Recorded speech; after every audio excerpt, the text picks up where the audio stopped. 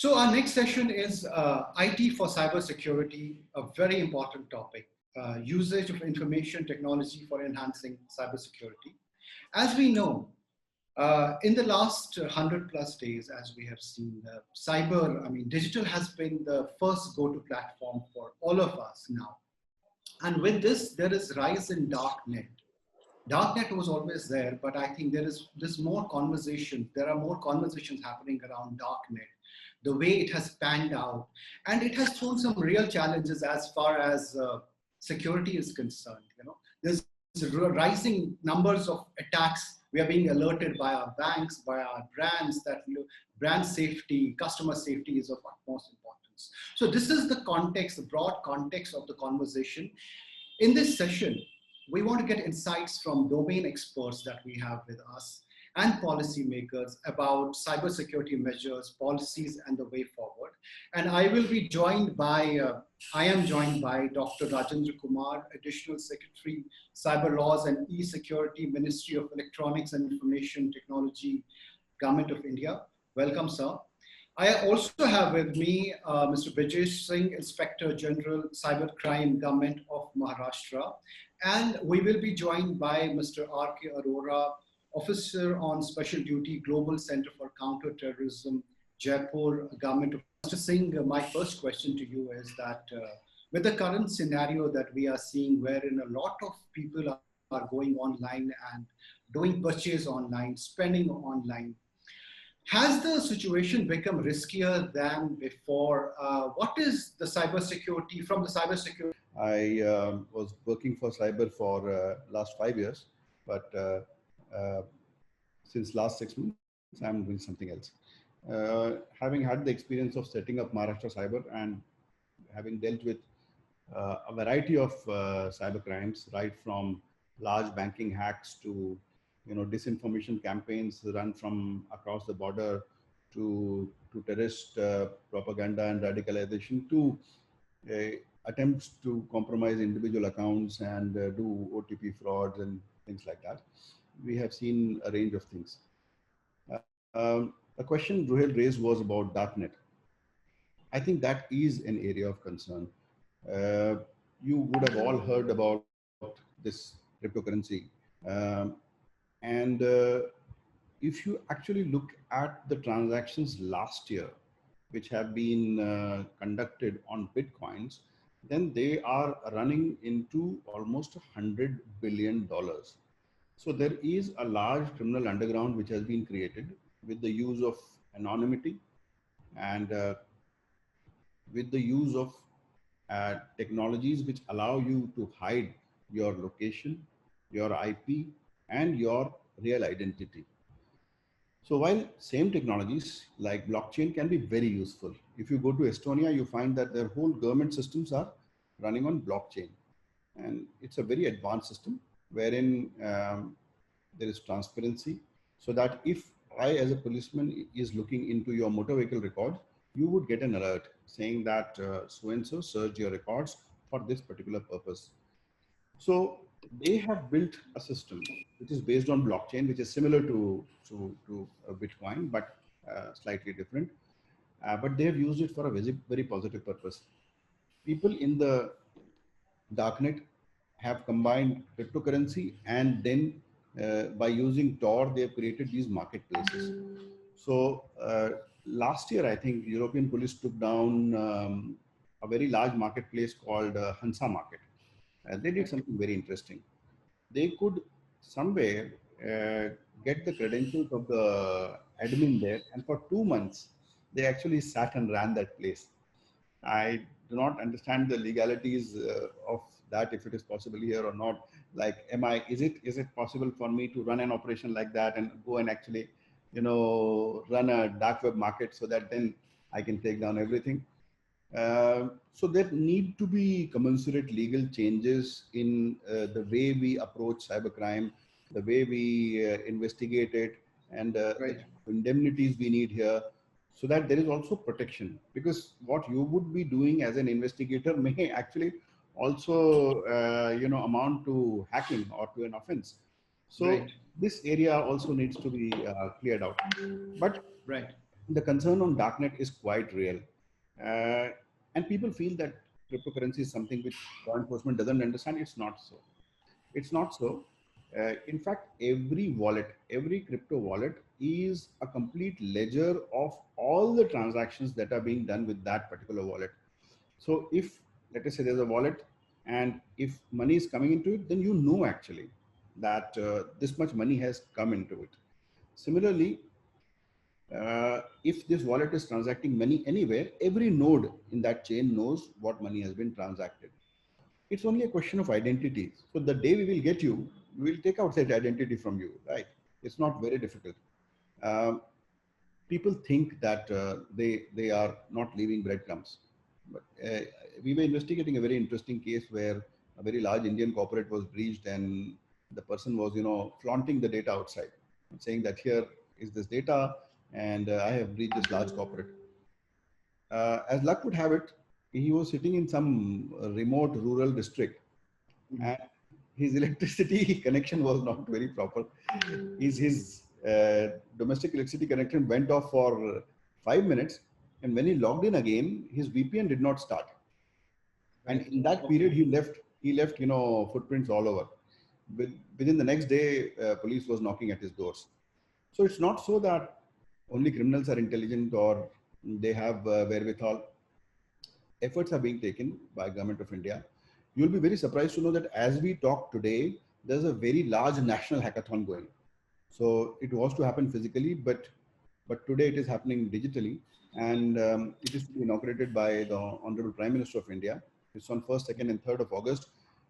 We have thousands of students who have been given real world problems like cyber harassment, like access to justice, like smart cities. They've been given real world problems, and these young, brilliant minds are to present their solutions. From 1st, 2nd, and 3rd, there will be evaluations and series of evaluations, and finally there will be winners. So, technologies can be used in a way where it benefits people. Somewhere it is being used by nefarious elements to the detriment of people. Right. It is our job to use this IT for security. If you look at fake news, so you need to have mechanisms which quickly detect fake news, because by the time it is spread, then it becomes very difficult to control. It's like a beehive. Okay, once the stone hits it, the bees are out. You can't get them back.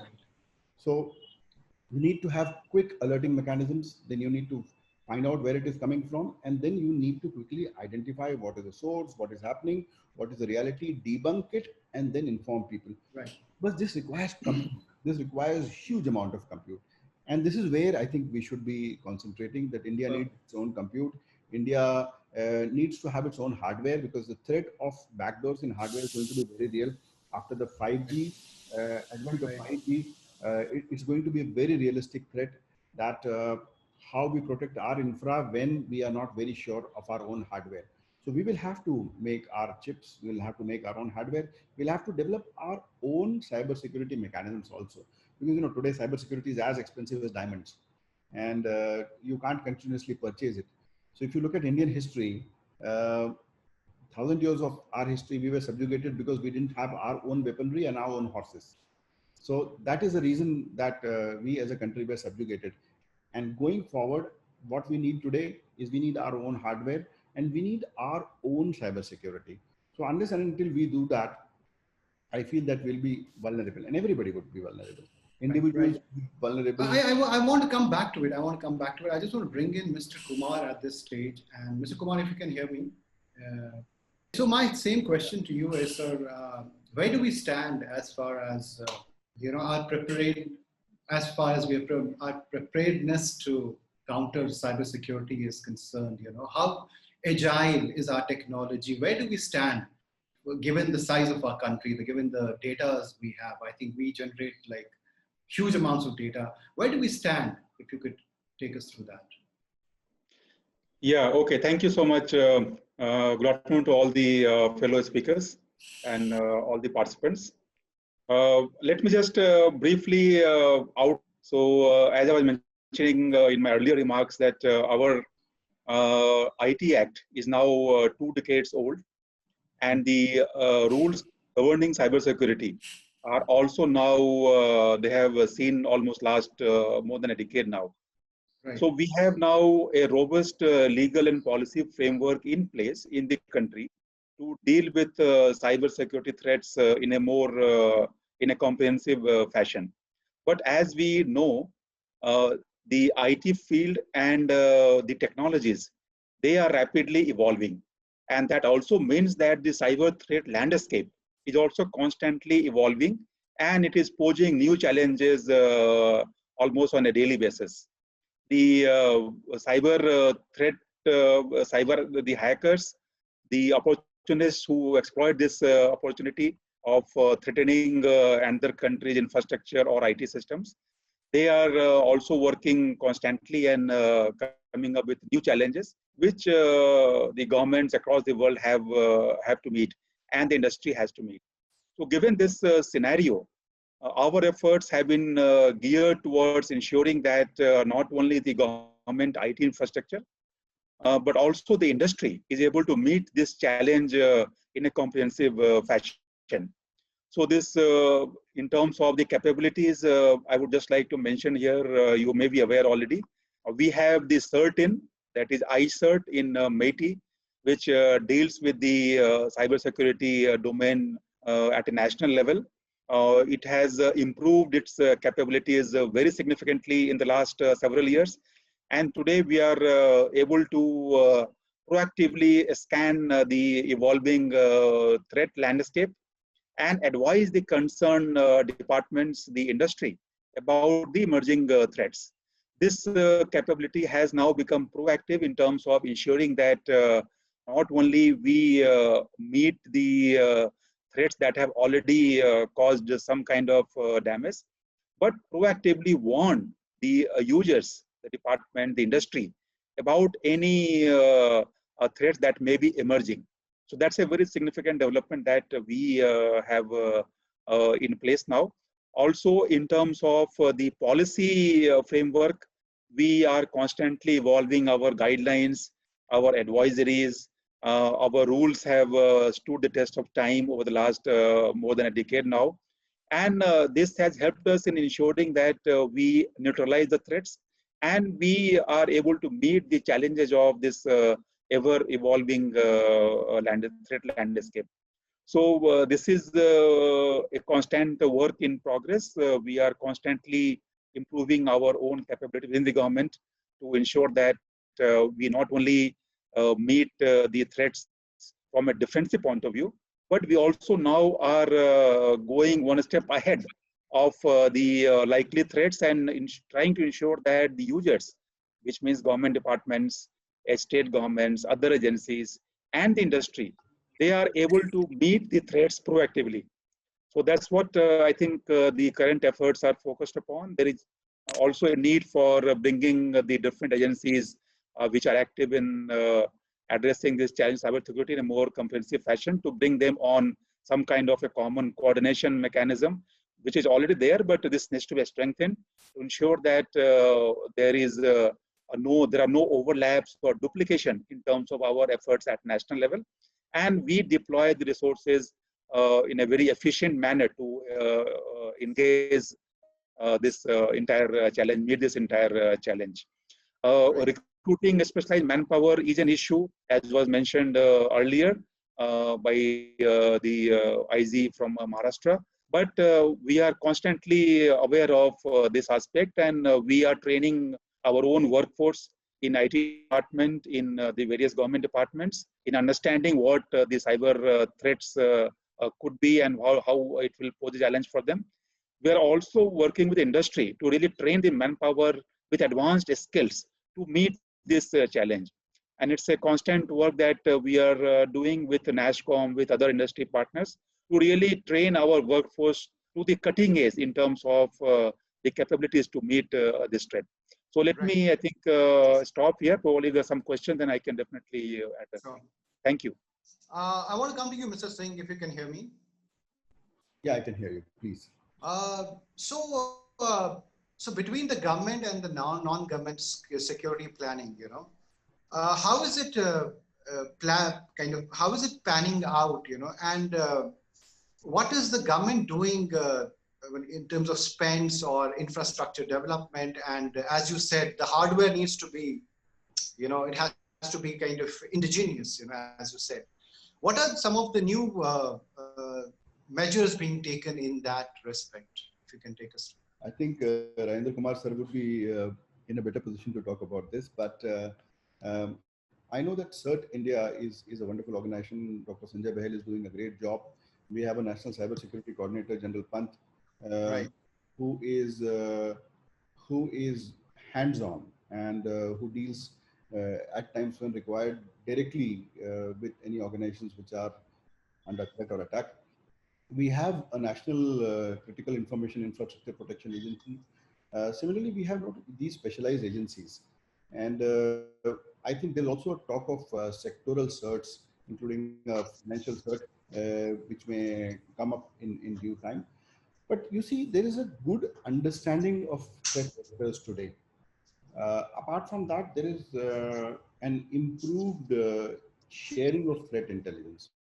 So CERT India has been issuing advisories, detailed advisories, which talk about IPs, which talk about indicators of compromise, which talk about hashes, which talk about particular vectors, ports being attacked, and so on and so forth. So I feel that there is an enhanced cooperation today between the corporate sector and between the government. Normally these things start with a bit of distrust because the government is in a dual role of somebody who's helping you also, and is in a way a regulator and an enforcer. A very interesting development that would come is recently there was a report. There was a report on non-personal data. So personal data is covered under the PDPR, which would be promulgated by the parliament at some time. But there's a discussion on non-personal data also, data collected by sensors, data collected by IoT devices. And the committee talks about how to utilize this data, how to unlock its potential, and how to use this to leverage a data economy to see that there are no monopolies created and there's a level playing field where this kind of aggregated anonymized data is put to use for real world problems like mobility, like health, like epidemiology, like disease control. So a lot is happening where government is working in sync with the corporate sector. Wherever the government finds that there are large nation state actors or other threats which are beyond the capability of organizations to understand, then these informations are passed on, plus countermeasures are informed, so that large campaigns like Emotet or large botnets or threats coming from adversarial countries are controlled in time, are identified in time, and they are stopped from taking away your valuable data or damaging your infrastructure. So a lot of collaboration is going on between the government and corporate sector. There is a good understanding. As I told you, that there's a hackathon also going on. So similarly, there are these efforts wherein today great minds are sitting together and understanding that the threat from cybercrime and the threat from any kind of malicious actors is very, very real. I think that much needs to be done, but countermeasures are already in place. Right. Yeah. Mr. Kumar, I want to bring in, if you can hear me. Can you hear me?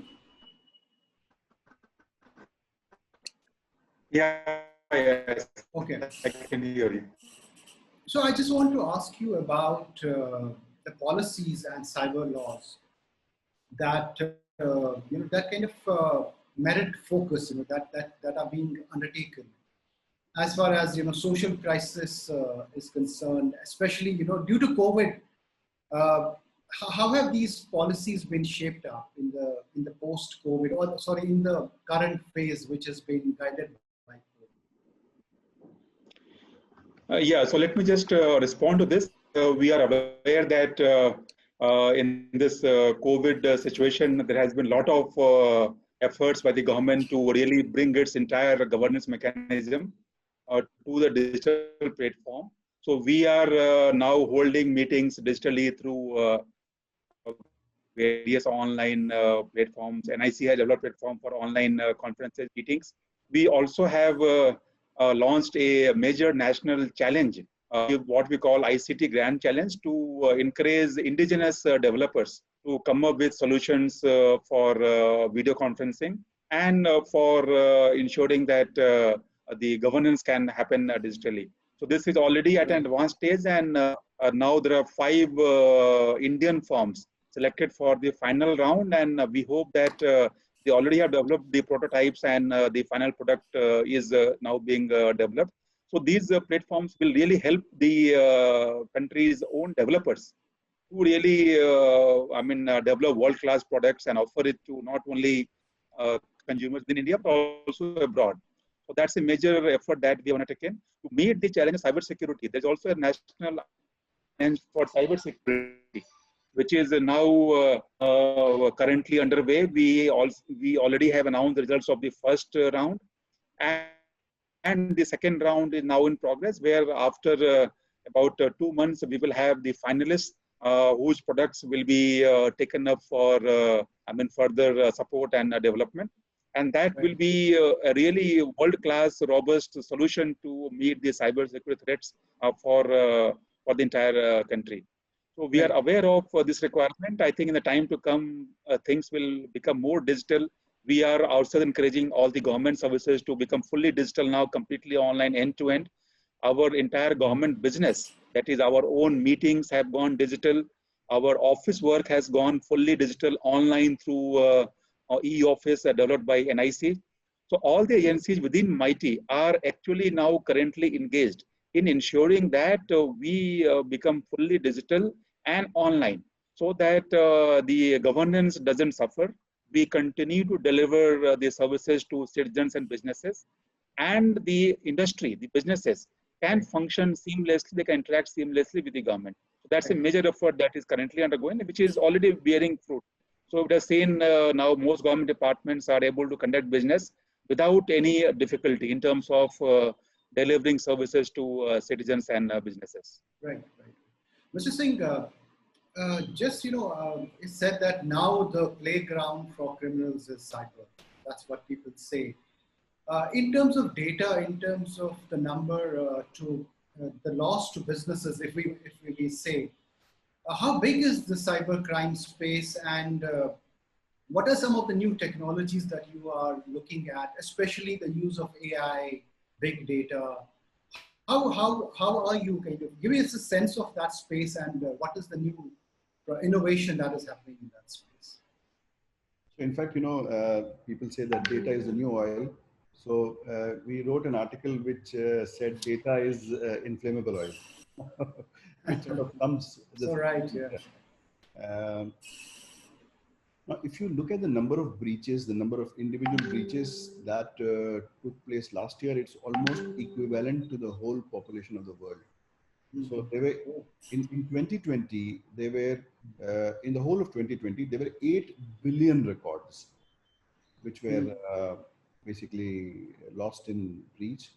But you'll be amazed to know that in May of 2020, in the May of this year, in 2019, 8 billion records were outed in the whole year.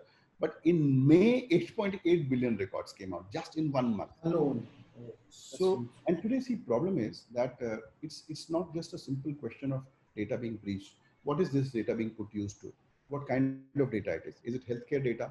Some large Indian firms were breached. Healthcare firms were breached. Healthcare is, the new target of attack, and very sensitive data of patients' health status, very critical data. It came out, including scans, including hundreds and thousands of medical scans were outed in a breach. So it's not just a simple question of a data set being available outside. This is then leveraged to launch further attacks. So if you go to a site called Have I Been Pawned, PWNED, Have I Been PWNED, and put in your username, you would find that you have been breached at least at 4 places. Everybody should do it, and they would find that they've been breached at least 4 places. So your username and password is most likely part of a breach somewhere. And we use common usernames and passwords everywhere. And we also, recycle usernames and passwords or combination. So most likely there is a data set out there which has some of your credentials. Now what can happen? Somebody can use that, get into your corporate network, and from there start taking over your corporate network. So the threat is very, very serious. There are technologies right from endpoint protection to perimeters for firewalls, intrusion detection systems, intrusion protection systems, so on and so forth. Um, but basic things start with cyber hygiene, because if you have cyber hygiene, if you are patching, upgrading, hardening your systems appropriately, then it would be very, very difficult for the attacker to get the first foothold. Similarly, making your users aware about the threats of social engineering, because till now 3/4 of the threats are still coming from, not from technical attacks, but they are attacking the weakest link, that is the human. So they are attacking humans with social engineering attacks by asking somebody on phone to give OTPs, or sending a link for some rebate scheme, or maybe even sending disinformation over WhatsApp. Everywhere human is the weakest link. For that, apart from having technical measures, apart from having a hardware, software, cyber security systems, threat intelligence sharing, you need to train the human, because your 75% of the threats you'll be able to take care if you're able to control just the human. So you're saying 75% threats can go away if there's awareness. Is that what you mean? Yes. It's something serious I'm saying. But today, still social engineering remains the primary threat, because that is the point from where the attacker gets an entry into your systems. Technically, it's very, very difficult. But if I get your username and password, then all your systems, all your identity, everything, all your bank accounts, everything is it belongs to the attacker. On the front of technology, a lot of development is there, but see, it's a cat and mouse game.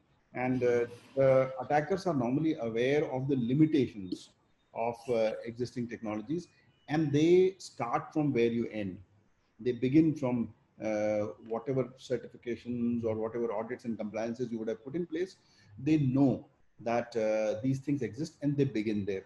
So the basic thing is eternal vigilance. Be ready, be mindful of anything that is anomalous. It may be in your bank transactions, it may be on your emails, it may be your device which is malfunctioning or getting heated up. Anything which is anomalous, you should talk to your IT guys, talk to your cyber guys, get it investigated, and see to it that the threat is stopped in tracks. So it's time for eternal vigilance. COVID has shifted everything online. You are working in insecure systems at home, and I always jokingly say this, that people were worried about bring your own device. Now you've brought the office home. So from a secure environment, before I go to Mr. Kumar, I have another follow-up question, which is intriguing at the same time, since you have dealt with this very closely. Tell us about a little bit of, is the breaching, the security threat commercialized? Is it an industry in the dark? What is the profile of attackers like, I mean, is the data being used and commercialized somewhere else? It is a petty crime.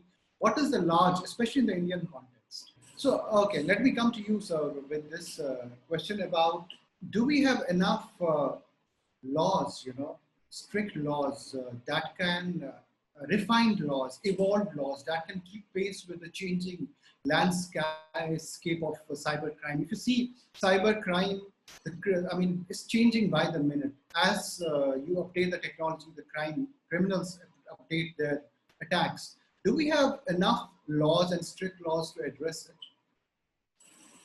Yeah, so I already spoke about our IT Act and the rules framed under that to meet the requirements of cybersecurity in our country. Let me just mention about the two new legal frameworks that are currently in the works. First is the PDP bill, the Personal Data Protection Bill, that is in the Parliament, and it is being considered actively so that it can become an act. This PDP bill talks about protecting personal data of Indian citizens. So personal, as the name suggests, so your data, my data, other people's data. So far, we don't have any legal foundation, a legal framework to really ensure that the data is protected by the people who handle such data. So after this bill comes into effect, there will be a robust legal framework to ensure that your data, my data, others' data, they are dealt with, processed only in accordance with the legal provisions, and data is protected from access by third parties, from unauthorized access by anybody else. The movement of data will be regulated within India and outside India. Only certain data can flow outside India. The sensitive data, there are regulations to really ensure that only the data as per requirement can be transferred or handled by other people.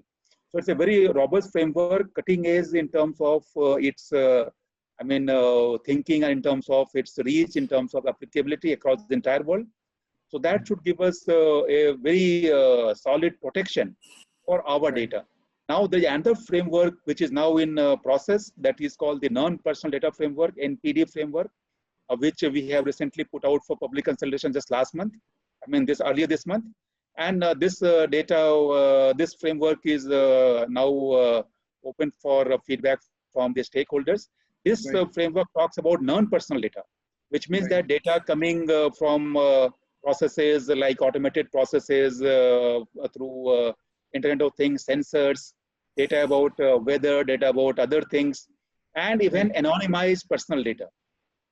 So personal data, once it is anonymized, it becomes non-personal. So that is covered under this new framework, not personal data. So this framework covers all the aspects about how this data has to be handled.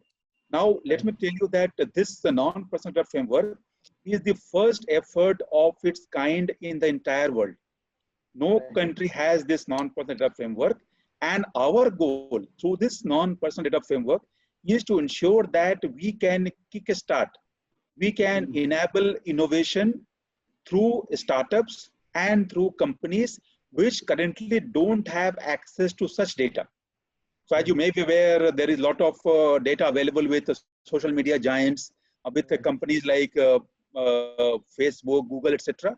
So, and the smaller companies, the startup, they don't have access to this data, and they're at a disadvantage.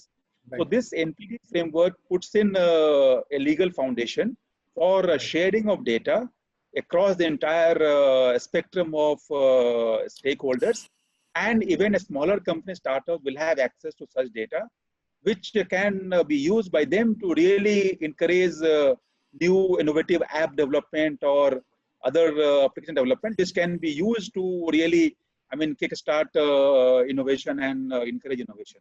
So it's a very innovative work that we are doing, and I'm sure that with these two major frameworks in place, we will be among the best in the world, if not the best, to have a very solid policy and legal framework for handling cybersecurity and for handling data of both types, personal and non-personal. So I had an earlier question for you, which I want to revisit. I just want to understand how does this function, the cyber space, cyber security space, in terms of, if you look at the profile of people who are attacking here, is it a commercialized industry that is being run on a large scale? Is it a petty crime that is a standalone wolf kind of a thing? Especially in Indian context, how is it spread? The extent and the dynamics of cybersecurity, especially the profile of people who are actively trying to breach the data. So Rohal, the first thing is that there's no geography now to cybercrime.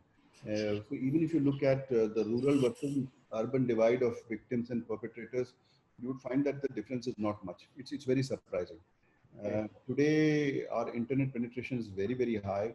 And even in rural areas, people are using, every possible smartphone.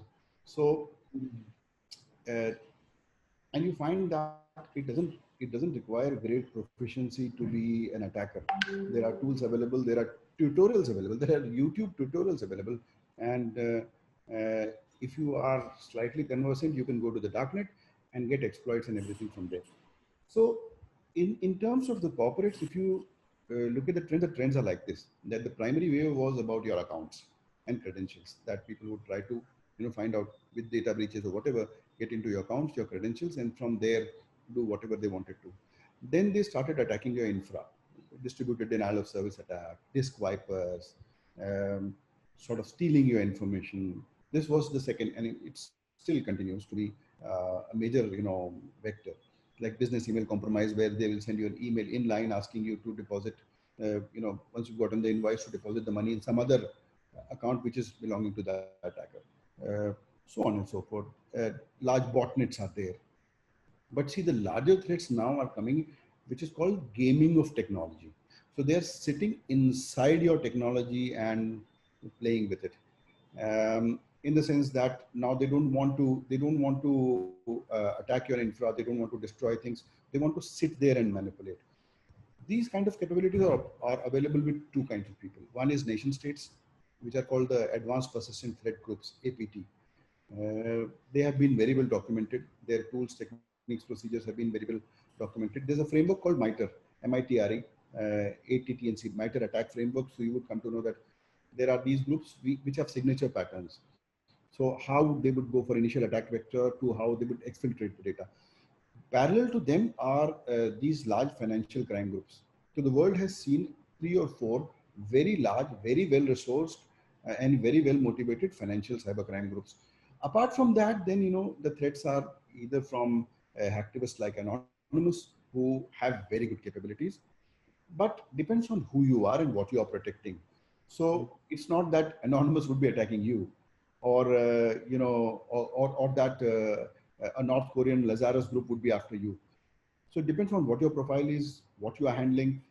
So you have to think of a security strategy in terms of who you are, what you're doing, what you're protecting, where your assets lie, where are your critical assets, and how much do you need to protect them. So a very essential understanding of cybersecurity in your own context is going to help you. You should not just generally be thinking that, oh, I have this certification and it would work. You will have to develop a deeper understanding of your own assets and the adversarial landscape. See, the adversary is very well resourced, and it's a very dynamic space where he or she is learning every day.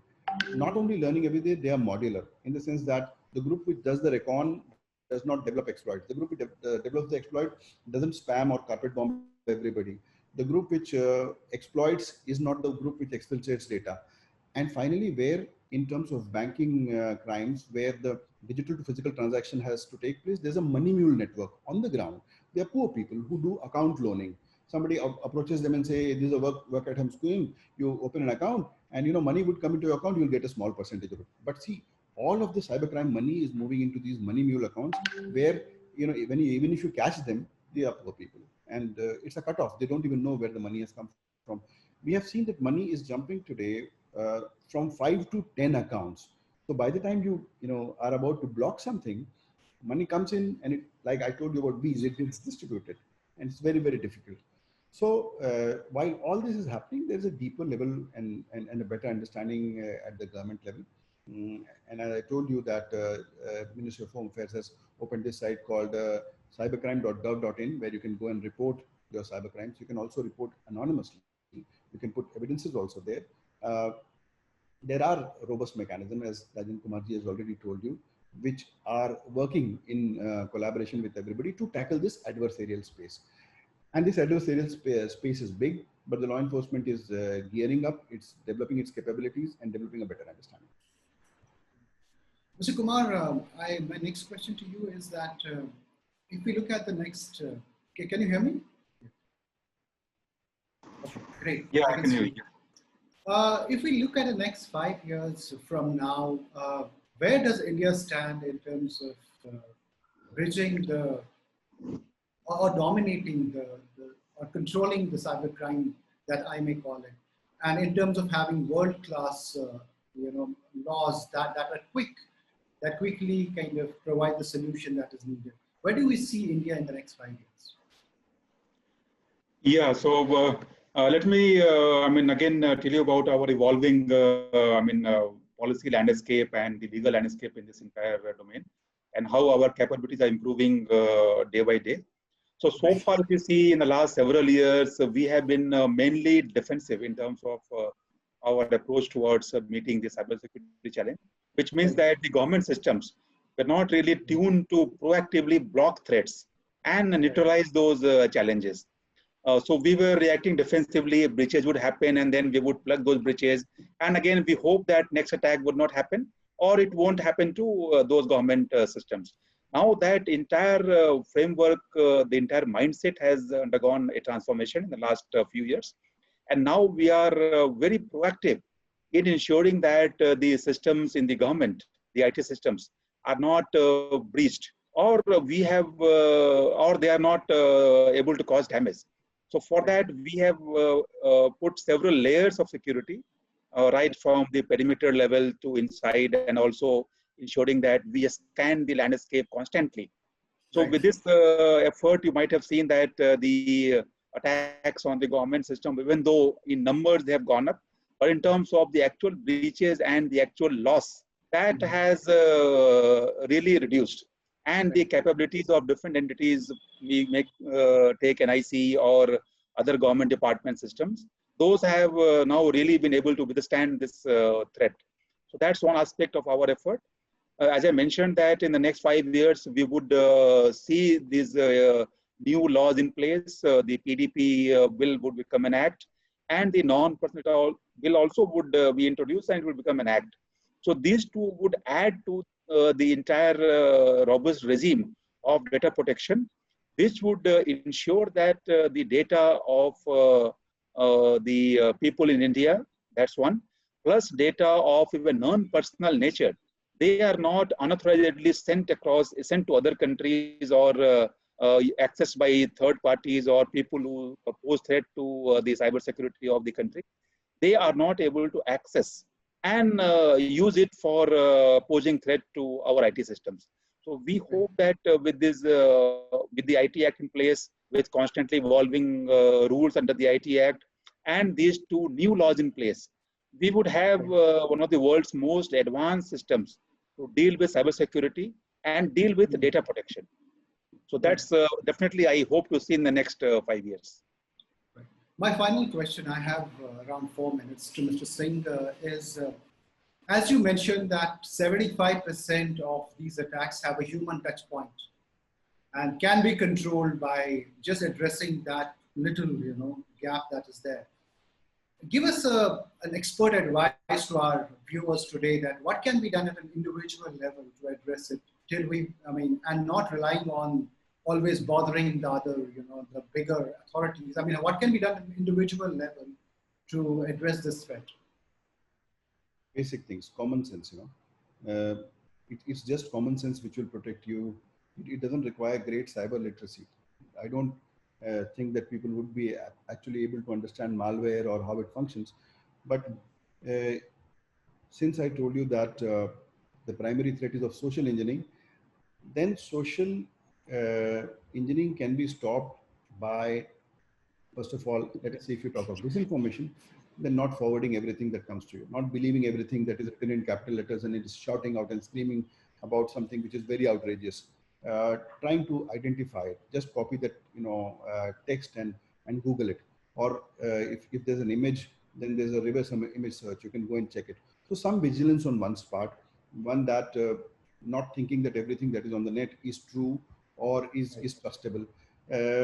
Not clicking links which come in email.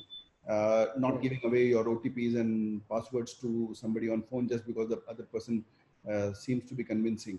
So these are basic measures, not oversharing.